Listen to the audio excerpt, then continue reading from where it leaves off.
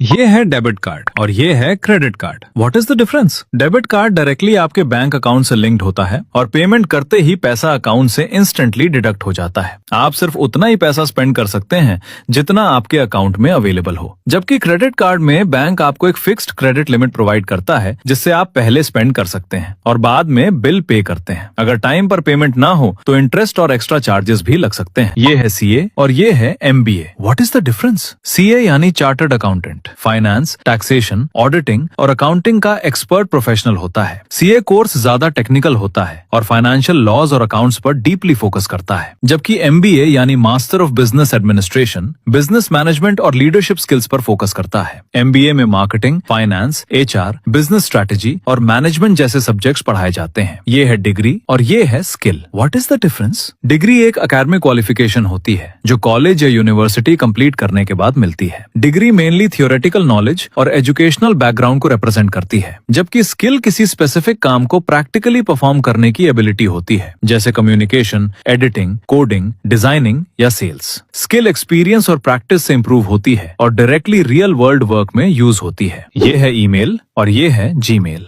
What's the difference? Email यानी electronic mail internet के जरिए मैसेज भेजने और रिसीव करने का एक तरीका है। ईमेल के थ्रू आप टेक्स्ट, डॉक्यूमेंट्स, फोटोज और दूसरी फाइल्स दुनिया के किसी भी कोने में भेज सकते हैं। जबकि जीमेल गूगल की एक ईमेल सर्विस है। इसके थ्रू आप ईमेल भेज भी सकते हैं, रिसीव भी कर सकते हैं और अपना ईमेल अकाउंट मैनेज भी कर सकते हैं। जीमेल के अलावा आउटलुक, याहू मेल और प्रोटॉन मेल भी ईमेल सर्विसेज के एग्जाम्पल्स हैं। आसान शब्दों में ईमेल एक कम्युनिकेशन सिस्टम है, जबकि जीमेल उस सिस्टम को यूज करने वाली गूगल की एक सर्विस है। ये है रेवेन्यू और ये है profit. What is the difference? Revenue company की टोटल अर्निंग होती है जो प्रोडक्ट्स या सर्विसेज सेल करने से आती है before any expenses are deducted. इससे बिजनेस की टोटल सेल्स भी कहा जाता है। जबकि प्रॉफिट वो अमाउंट होता है जो सारे एक्सपेंसेस, टैक्सेस, सैलरी और कॉस्ट निकलने के बाद बचता है। प्रॉफिट एक्चुअली दिखाता है कि बिजनेस ने रियल में कितना पैसा कमाया। ये है ग्रॉस प्रॉफिट और ये है net profit. What's the difference? Gross profit वो प्रॉफिट होता है जो प्रोडक्ट बनाने या सर्विस देने की डायरेक्ट कॉस्ट माइनस करने के बाद बचता है। इससे पता चलता है कि कंपनी अपने प्रोडक्ट से कितना एफिशिएंटली अर्न कर रही है। जबकि नेट प्रॉफिट फाइनल प्रॉफिट होता है जो सारे एक्सपेंसेस, टैक्सेस,